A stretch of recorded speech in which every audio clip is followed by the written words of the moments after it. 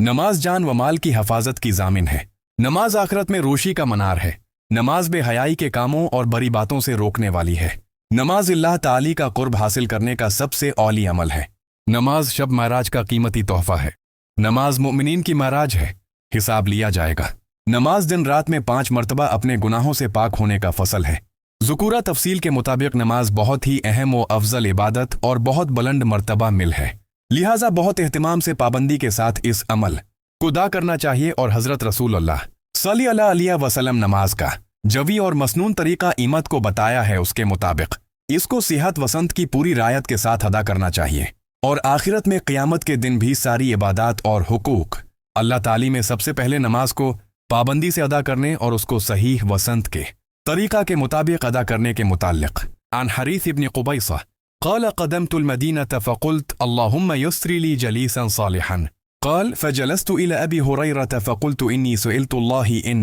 يرزقني جليسا صالحا فحدثنا بحديث سمعته من رسول الله لعل الله أن ينفعني به فقال سمعت رسول الله له يقول إن أول ما يحاسب به العبد يوم القيامة من عمله صلوته فإن صلحت فقد أفلح وانجح وإن جوجل لينس فان انتقص من فريضة شيئا قال الرب تبارك